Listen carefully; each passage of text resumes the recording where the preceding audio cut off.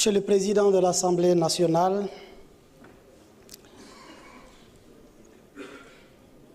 Monsieur le Secrétaire général de l'Assemblée nationale, honorables invités, j'allais dire honorables députés, distingués invités.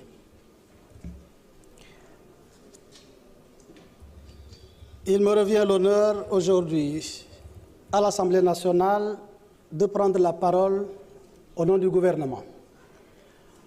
Après ma tentative de prise de parole ratée de la dernière fois, pour laquelle je salue de passage l'intervention de l'honorable Guy Marius Sagna, qui s'inscrit dans le cadre de ce changement systémique que j'inscris dans le cadre de Djub Djubol Djubanti et que je prends avec beaucoup de philosophie, même s'il faut accepter qu'il est intervenu pour exercer un droit par appel au règlement, éviter la prolongation au-delà de minuit, même s'il est intervenu, lui, au-delà de minuit, pour empêcher un autre d'intervenir au-delà de minuit.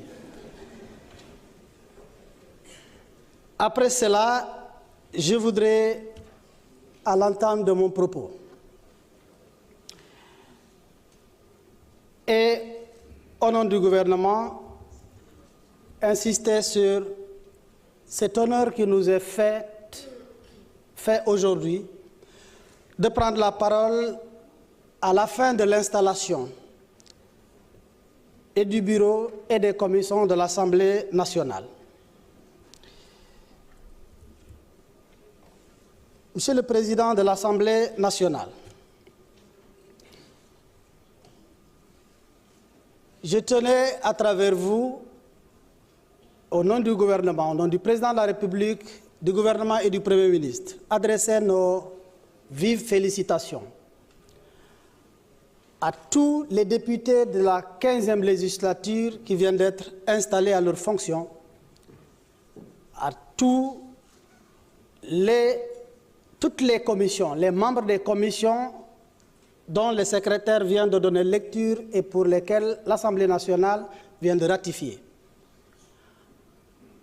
à tous les présidents de bureaux et de groupes parlementaires et leurs adjoints, à tous les membres du bureau de l'Assemblée nationale, à la tête duquel Son Excellence le Président de l'Assemblée nationale, du haut de vos fonctions de deuxième personnalité de l'État.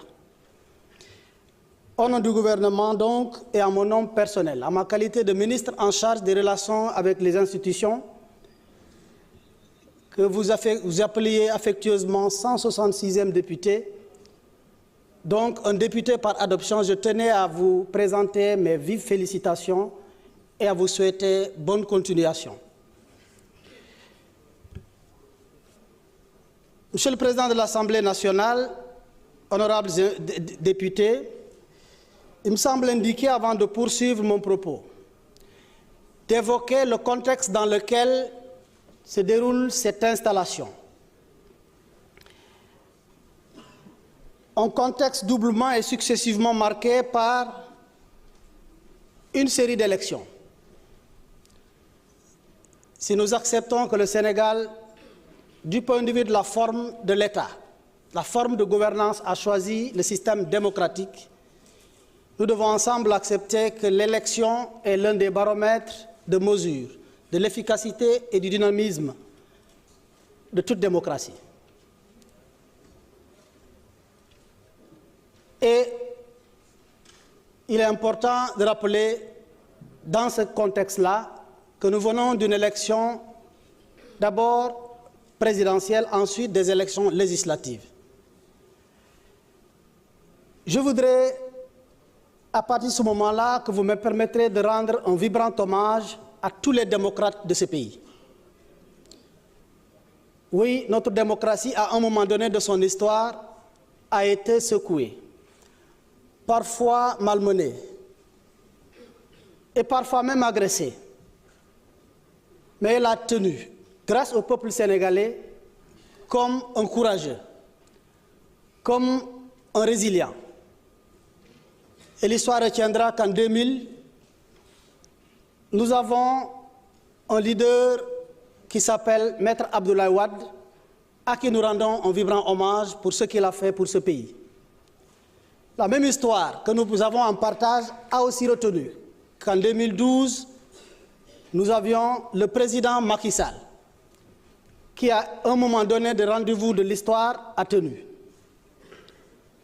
Et dans la continuité, en 2024, force également est d'accepter que notre démocratie a été sévèrement agressée, mise à terre, tellement mise à terre qu'il a fallu 2 béquilles au lieu d'un ou d'une pour qu'elle puisse tenir ce que les journalistes appellent affectueusement le tandem. Je vous nomme le président Bassirou Diomaye Diakhar Faye et son premier ministre, chef de parti, M. Ousmane Sonko.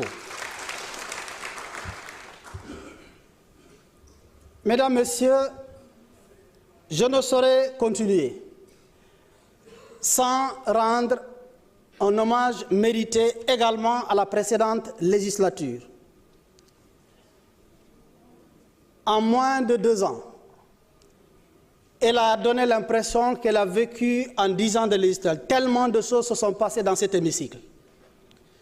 J'ai eu l'honneur d'être ici en tant que ministre en charge des relations avec les institutions pendant 8 mois. Dès mon entrée de la dernière fois, je n'ai pas reconnu la salle parce que les têtes que j'avais vues en face de ce côté ne ressemblaient pas à ce que j'avais l'habitude de voir.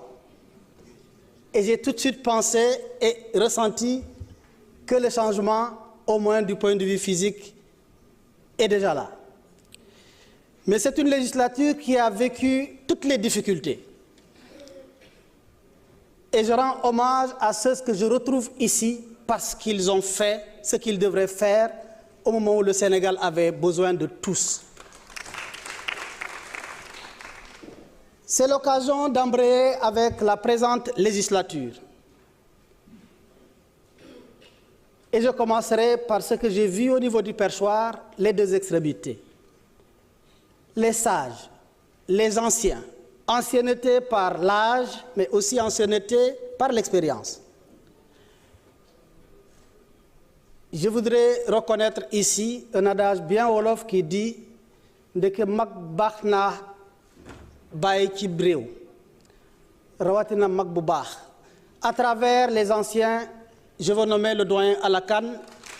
Je voudrais vous rendre un vibrant hommage et j'ai compris après pourquoi ceux qui ont fait le choix sur les anciens et les plus jeunes en même temps. J'ai compris combien ils ont raison. Malgré le fait, sans entrer dans l'indiscrétion, le doyen Alakan n'avait pas à un moment donné voulu venir ici. Mais moi j'ai compris enfin pourquoi ils vous ont choisi. Bravo pour ce que vous avez fait lors de l'installation. Et à travers vous, tous ceux qui sont ici, doyens, et par l'âge et l'ancienneté.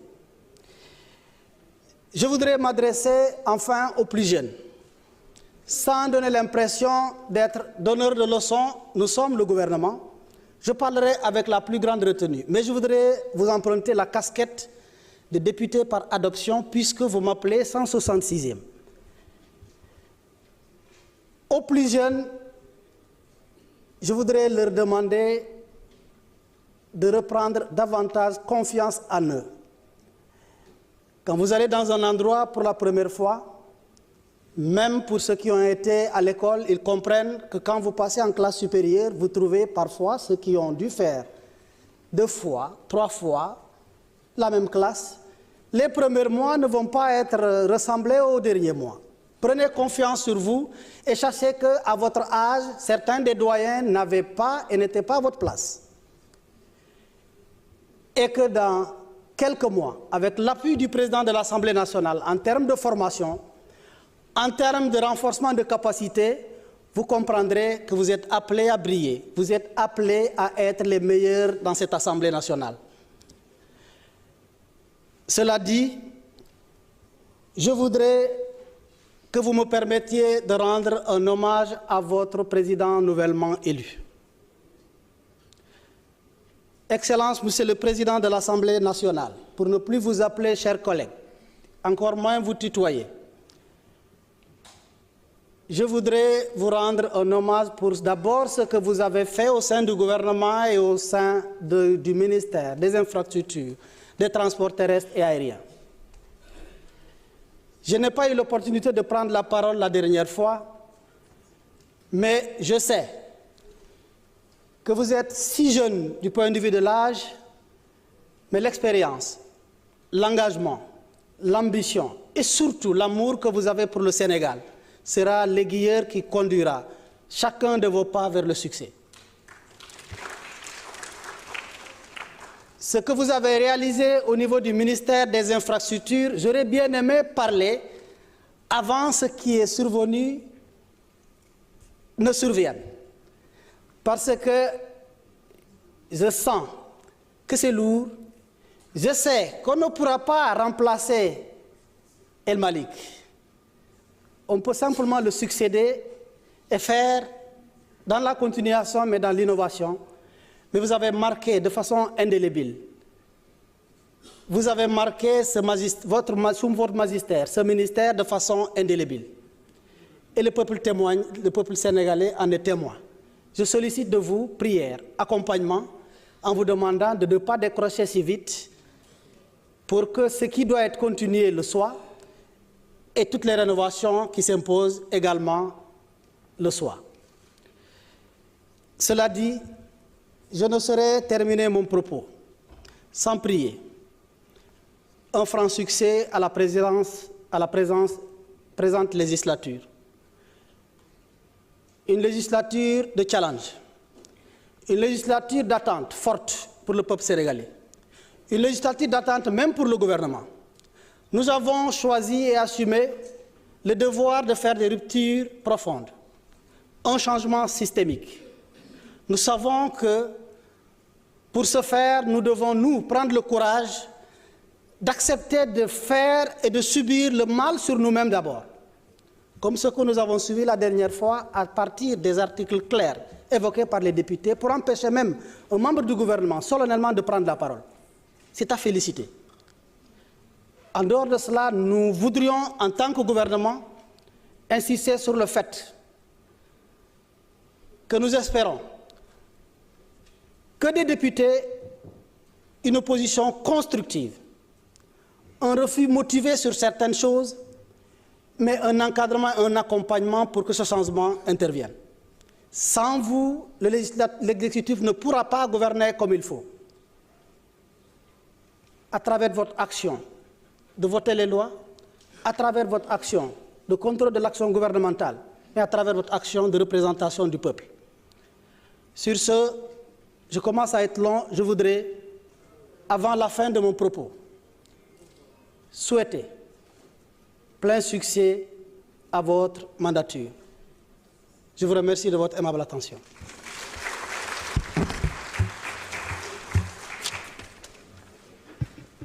Merci beaucoup, Monsieur le ministre. Je pense qu'avant de clôturer la séance, la dernière fois, j'avais préparé un discours que je n'ai pas pu lire. Je ne vais pas lire le discours, mais j'en ferai un petit résumé, car j'ai eu l'occasion de partager cela avec les membres du bureau, mais j'aimerais aussi que ça soit partagé avec tous les députés. Monsieur le ministre du Travail, de l'Emploi et des Relations avec les institutions, Mesdames, Messieurs les députés, chers collègues, distingués invités, c'est avec une immense fierté et une profonde humilité que je prends la parole aujourd'hui en tant que nouveau président de cette auguste Assemblée. Je tiens tout d'abord à exprimer ma gratitude envers son Excellence, Monsieur le Président de la République, Bassirou Diomaye Diakhar Faye, et Monsieur le Premier ministre, Ousmane Sonko, pour leur confiance et leur soutien. Ces derniers mois, en tant que ministre des Infrastructures, des Transports terrestres et aériens, j'ai eu l'honneur de collaborer avec des collègues dévoués et des équipes exceptionnelles. Donc, Monsieur le ministre, vous avez de la chance. Je salue ici leur engagement et leur professionnalisme. Je tiens également à remercier tous mes collègues députés pour avoir porté leur choix sur ma modeste personne Votre confiance m'honore et m'engage à servir cette institution avec rigueur et responsabilité.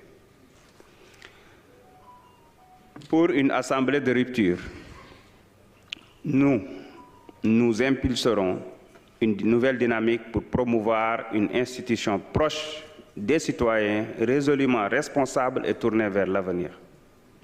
Mes chers collègues, pour une assemblée inclusive et accessible, nous accorderons aussi une attention particulière à l'inclusion en veillant à ce que nos infrastructures et outils soient adaptés aux personnes à mobilité réduite, aux malvoyants, ainsi qu'à tous ceux qui pourraient rencontrer des obstacles